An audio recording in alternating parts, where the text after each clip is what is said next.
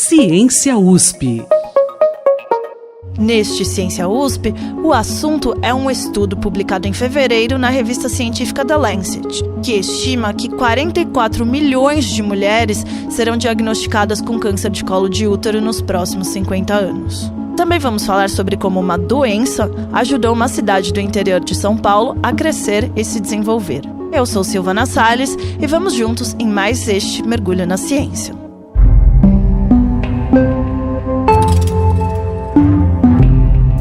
E mais uma vez, quem traz o destaque deste Ciência USP é a Luísa Caires, editora de ciências do Jornal da USP. Olá, Luísa. Oi, Silvana. E qual que é a notícia que você traz dessa vez? Hoje eu vou falar da história de uma cidade bem conhecida dos paulistas.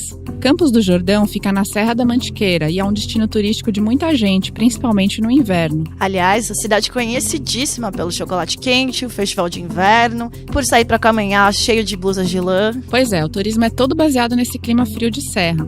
Chega a fazer temperatura negativa no inverno por lá. Mas nem sempre foi assim. Uma pesquisa que a gente divulgou no Jornal da USP mostra o papel da tuberculose no crescimento desse município, que começou como um povoado. E como é que uma doença pôde levar a esse crescimento da cidade? Antes de ser estância turística, Campos do Jordão foi uma cidade sanatório, toda estruturada para receber pessoas com tuberculose. Na época, a tuberculose era responsável por quase 70% das mortes por doenças infecciosas no país. Do final do século XIX até a metade do século XX, os médicos recomendavam um tratamento chamado climatoterapia, que era basicamente correr para as montanhas e ficar vivendo e respirando lá por um tempo. A Ana Enedi Prince, historiadora que fez seu doutorado e pós-doutorado aqui na USP sobre esse tema, me contou que no final da escravidão, alguns senhores já mandavam os escravos com tuberculose para a região da Serra da Mantiqueira. Com o tempo, Campos do Jordão foi sendo estruturada para receber pacientes de todo o país e até de fora, em sanatórios, pensões e residências. A estrutura montada incluiu a construção da estrada de ferro em 1914, para a chegada de pessoas e também materiais de construção.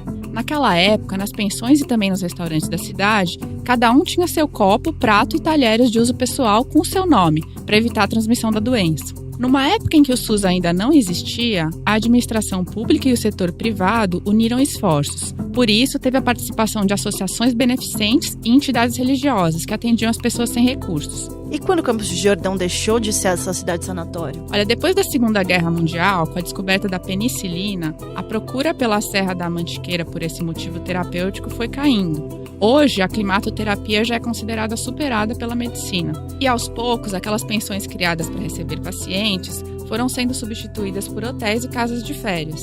Muita gente que ia com a família fazer tratamento acabava ficando na cidade mesmo depois de se curar. Num congresso sobre climatologia em Paris, no ano de 1957, Campos do Jordão ganhou o título de a Suíça brasileira. As revistas da época, como a Cláudia e o Cruzeiro, começaram a estampar anúncios colocando a região como um lugar ideal para descansar e combater o estresse. Os reflexos dessa estratégia de marketing aparecem também na arquitetura da cidade hoje, que é inspirada nas cidades europeias. E mais detalhes sobre essa história estão na reportagem que você acessa em jornal.usp.br. Obrigada, Luísa, hoje falando sobre nossa Suíça paulista. Obrigada e até a próxima. Todo vírus precisa infectar uma célula para se reproduzir.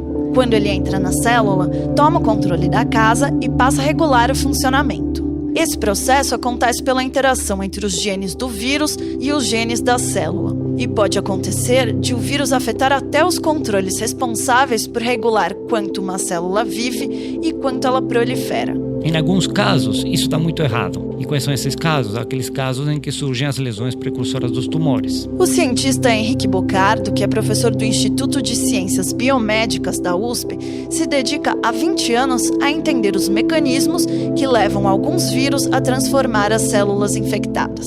É o caso do HPV. O grande problema com o câncer é conhecer a causa. A gente fala em câncer, mas na verdade o câncer é uma série de doenças diferentes com causas muitas vezes desconhecidas. E no caso de câncer de colo uterino, a gente pode afirmar que na grande esmagadora maioria dos casos, a causa é a infecção por alguns tipos de HPV. Se você estranhou o Henrique falar em alguns tipos de HPV, assim no plural, saiba que o papilomavírus humano, nome oficial do HPV, é um grupo de mais de 100 tipos de vírus. Pelo menos 14 podem causar câncer, sendo que 2 deles são responsáveis por 70% dos casos de câncer de colo de útero e lesões precursoras da doença. Câncer de colo uterino é aquele mais fortemente associado à infecção por papilomavírus, mas existem outros, como câncer de ânus, câncer de vulva, vagina, pênis, câncer de cabeça e pescoço, todos eles associados a esse vírus. O HPV evoluiu junto com os seres humanos. É transmitido principalmente pelo sexo e é extremamente comum em todo o mundo. Um vídeo do Instituto Nacional de Câncer conta quais são os métodos de prevenção adotados no Brasil. Você tem 2 formas de prevenir o câncer de colo de útero. Você fazer o clássico exame do Papa Nicolau. Isso aí você faz numa idade de 25 a 64 anos. E o outro a menina de 9 a 14 anos que toma vacina contra o HPV. E apesar de ter cura, o câncer de colo de útero matou em 2018 cerca de 311 mil mulheres no mundo. Mais de 85% delas em países de renda baixa ou média, como é o caso do Brasil. Os números são da Organização Mundial de Saúde, a OMS. Diretor-geral da OMS, o imunologista etíope Tedros Ghebreyesus, resumiu o problema em um vídeo recente. Estamos perdendo uma mulher a cada 2 minutos e isso não deve acontecer, especialmente por termos as ferramentas para combater a doença. O problema é que essas ferramentas não chegam para todo mundo.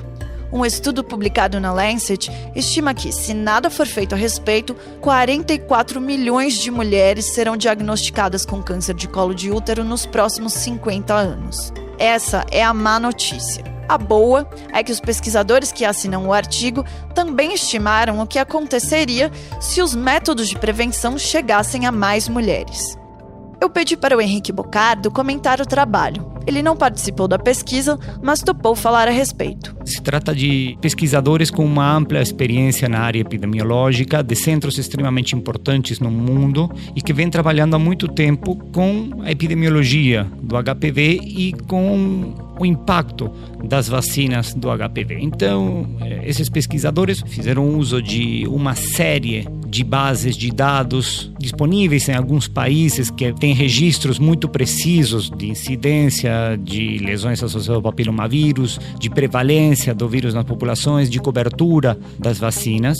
E, em função do conhecimento que se tem prévio, eles fizeram uma projeção matemática com diferentes cenários, levando em consideração cobertura vacinal, levando em consideração rastreamento para o vírus e o número de eventos de rastreamento para o vírus. No modelo, se em 2020 a vacina contra o HPV chegasse a 80% ou mais das meninas de 9 a 14 anos, cerca de 7 milhões de casos de câncer poderiam ser evitados até 2069. Mas mais da metade do ganho aconteceria só depois de 2060. Quando fala em papilomavírus, a gente não fala que nem no vírus do sarampo, se eu vacino a população agora, ano que vem não espero ter casos de sarampo. Esse é um vírus em que a manifestação clínica, câncer da cerviz uterina demora muito em se desenvolver.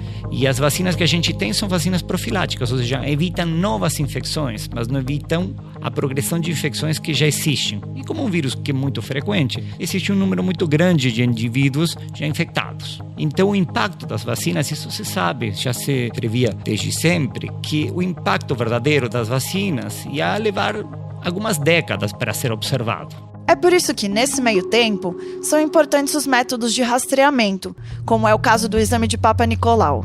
O artigo do Lancet diz o seguinte: se 70% das mulheres de todos os países de renda baixa e média fizessem 2 exames desse tipo durante a vida, um aos 35 e outro aos 45 anos, poderiam ser evitados cerca de 13 milhões de casos de câncer de colo de útero nos próximos 50 anos. Assim, combinando esses métodos com a vacinação, a incidência da doença até o final do século cairia gradualmente para níveis muito baixos. Mas a velocidade dessa transformação não seria a mesma em todos os países. O que fica muito claro no manuscrito é que nos países mais desenvolvidos, onde os métodos de rastreamento são mais universais, mais eficientes e a vacinação atinge o maior número de indivíduos, a expectativa é uma queda mais rápida, daqui a 20, 30 anos. ao tempo que em países com menos recursos, onde os métodos de rastreamento não são tão eficientes e a vacinação não atinge a grande maioria da população, esse impacto vai demorar mais tempo em ser observado. Em particular para a vacinação, a Austrália tem sido o exemplo. Na Austrália, chegou-se a vacinar 70% das mulheres e dos homens na idade referida. A gente sabe que hoje em dia algumas pessoas têm receio com as vacinas, mas o Henrique Bocardo garante que a vacina contra o HPV é segura. Na teoria, se a gente conseguisse bloquear a infecção por esses vírus, a gente poderia, na teoria novamente, erradicar essa doença. Da mesma maneira que a gente, ao longo da história, a varíola tem sido erradicada, doenças virais como a poliomielite também têm sido evitadas em grande medida. Se alguma das previsões do estudo vai se concretizar, não temos ainda como saber. Mas o que sabemos agora é que as ferramentas para combater o câncer de colo de útero precisam chegar a mais mulheres para que a doença deixe de ser um problema de saúde pública. Este Ciência USP fica por aqui e, como sempre, você pode deixar os seus comentários, críticas e sugestões nas nossas redes sociais. O Ciência USP está no Twitter, no Instagram e no Facebook. Este episódio contou com a participação da Luísa Caires, a edição de som do Rafael Simões e na apresentação, eu, Silvana Salles. Até o próximo Ciência USP. Ciência USP.